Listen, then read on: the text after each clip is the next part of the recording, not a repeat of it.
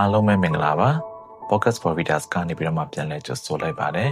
ဒီနေ့ကျွန်တော်ဖတ်ပြမှာကတော့ဆီယာမကန်စောတဲ့ရေးသားထားတဲ့ဘွားရဲ့စင်မြများစာအုပ်ထဲမှာအပိုင်း6ပြင်ပကဘာကိုစိတ်ဝင်စားမှုရှိပါစေဆိုတဲ့အကြောင်းအရာကိုဖတ်ပြမှာဖြစ်ပါတယ်အပိုင်း6ပြင်ပကဘာကိုစိတ်ဝင်စားမှုရှိပါစေပြင်ပကဘာကိုစိတ်ဝင်စားဖို့ကစာဖတ်သူကိုကြီးပွားတိုးတက်စေဖို့ပဲပါတယ်ကဘာကြီးရဲ့အကျိုးကျေးဇူးအတွက်မဟုတ်ပါဘူးသတင်းတွေကိုအဆက်မပြတ်ကြည့်နေရမယ်လို့ကျွန်မမဆိုလိုပါဘူး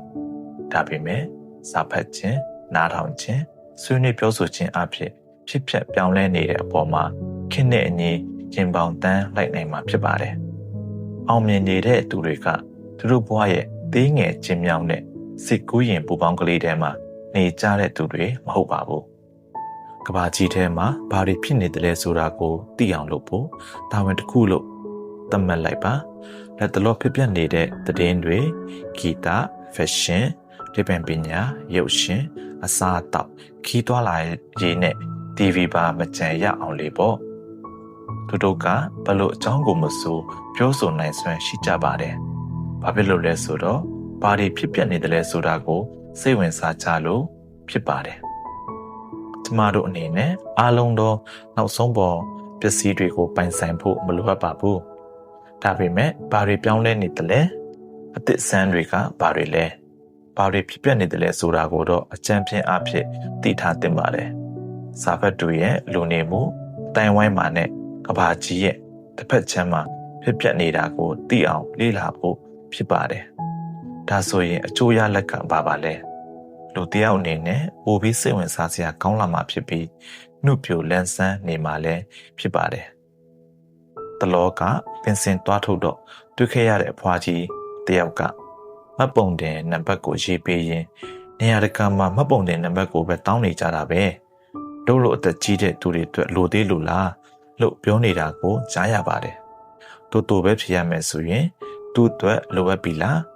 မှတ်ပုံတင်မရှိပဲသူ့ရဲ့ပင်စင်လစာကိုဘလို့ထုတ်ယူလို့ရမှာတဲ့လေဒီတဲ့ဆိုတဲ့အဖြစ်တွေရှိပါသေးတယ်ငါဒီလိုကိစ္စတွေဟိုတုန်းကမှမလုပ်ခဲ့ရတာပဲခုလုပ်ဖို့လိုသေးလို့လားတူစင်းနဲ့အိမ်ပဲကူတန်းတွာလာတာပြင်လောကအကြောင်းလည်းမသိပါဘူးကိုကဘာလေးနဲ့ကိုပဲနေချင်တယ်ငါကသတင်းစာလည်းမဖတ်စာအုပ်တွေဂျာနယ်တွေနဲ့လည်းဝေးနေတော့ဘာမှမသိဘူးဟဲ့ကိုကတော့နေရာတွေလမ်းတွေဘယ်တော့မှမမိဘူးမမိအောင်လည်းမလေ့လာဘူး observation မကောင်းဘူးဒီလိုသာဘာကိုမှမသိအောင်မလုပ်ဘူးဆိုရင်ပဝန်းကျင်နဲ့ဝေးကွာဖို့ဖြစ်နိုင်ခြေရှိသွားပါပြီကျမကအသက်80နီးနေပြီဖြစ်တဲ့သူပါ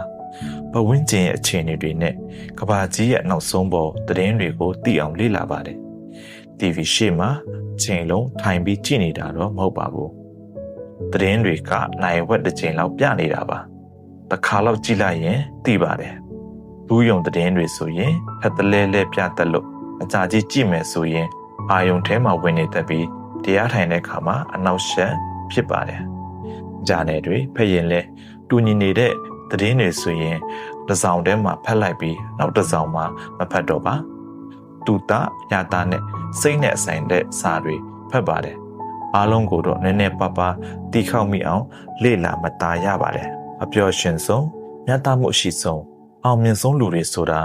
တစုံတရာရဲ့အစိတ်ပိုင်းတစ်ခုဖြစ်ရှိနေတဲ့သူတွေဖြစ်ပါတယ်ကဘာကြီးရဲ့အစိတ်ပိုင်းတစ်ခုကဘာကြီးနဲ့ပြတ်တောက်ကင်းကွာမသွားပါဘူးပဝန်းကျင်မှာတွေ့ရှိရတဲ့စိတ်ဝင်စားမှုရှိတဲ့သူတွေဒါဖြစ်ကြပါတယ်သူတို့ရဲ့ဘဝဟာမကျဉ်းမြောင်းတော့ပဲအပေါင်းအသင်းလဲစန့်ကြတဲ့သူတွေပါပဲဘူတူတာအတွေ့အကြုံကျွယ်ဝတဲ့အတွက်လူကဲခက်လဲကောင်းကြပြီးသူတို့ကိုလိမ့်လဲလဲစားလို့မရကြပါဘူးဘဝမှာအောင်မြင်တဲ့သူတွေဖြစ်ကြဖို့အတွက်ဘဝင်းကျင်ကိုစိတ်ဝင်စားမှုရှိဖို့နဲ့လေ့လာစူးစမ်းလို့စိတ်ရှိဖို့ကအဓိကပဲဖြစ်ပါတယ်ဆရာတော်ဦးစောတိကကအကြီးစားရေပန်းတွေရောင်းတဲ့ကျမရဲ့တမက်ကိုမြေရောက်မှမြုပ်ထားရတဲ့ submersible pump အကြောင်းကိုမေးတော်မူပါတယ်ရှင်းလင်းစွာသိသွားတော့ကကျေးဇူးတင်လိုက်တာသိချင်နေတာအခုမှပဲတိတိချာချာနားလည်သွားတော့တယ်လို့မိတ်ပါတယ်ကြည့်ချင်တာတခုအပေါ်မှာစိတ်ဝင်စားမှုနဲ့လေ့လာစူးစမ်းတဲ့ဆရာတော်ကိုအတူယူရမှာပါ မိမိနဲ့ပတ်သက်တာကိုသိစရာမလိုပါဘူးလို့သဘောမထားရပါဘူးလောကမှာသိစရာတွေကများလွန်းလို့လေ့လာလို့မကုန်နိုင်ပါဘူးတနေ့အစီက TV မှာဝါပတလာပြုလုပ်ပုံအဆင့်ဆင့်ကိုလက်မှုပညာရှင်နဲ့အင်တာဗျူးလုပ်တာကိုကြည့်ရပါတယ်လက်တွေ့ပြုလုပ်နေပုံကိုပြတဲ့အတွက်စိတ်ဝင်စားသွားပါတယ်ရရဝလုံးကိုယူပြီးလှုပ်လို့မရပါဘူးဝက်ချမ်းတွေကိုအတန်ညှိပြီးမှရွေးချယ်လုပ်ရတာကိုသိလိုက်ရပါတယ်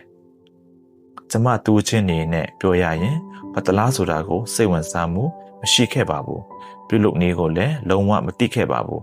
စာဖတ်တူကမတ်ပုံတင်တဲ့ဘက်ကိုသိစရာမလိုဘူးလို့ထင်တဲ့အဖွားကြီးကမှအဓိပ္ပာယ်ရှိသေးတယ်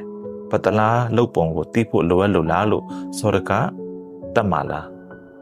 ကျမကတော့ဒီเจ้าရာကိုသိရလို့စိတ်မှာလှုပ်ရှားရှင်လန်ရတယ်လို့စိတ်ဝင်စားမှုလည်းရှိပါတယ်ဘယ်ဟာကိုမဆိုသိတဲ့သိစရာပဲလို့စိတ်ဝင်စားစွာသိအောင်စူးစမ်းလေ့လာတာဟာကောင်းတဲ့အလုပ်တစ်ခုပဲမဟုတ်ပါလားအားလုံးပဲကျွန်တော်ရဲ့ podcast လေးကိုအဆုံးထိနားထောင်ပေးတဲ့အတွက်ကျေးဇူးတင်ပါတယ်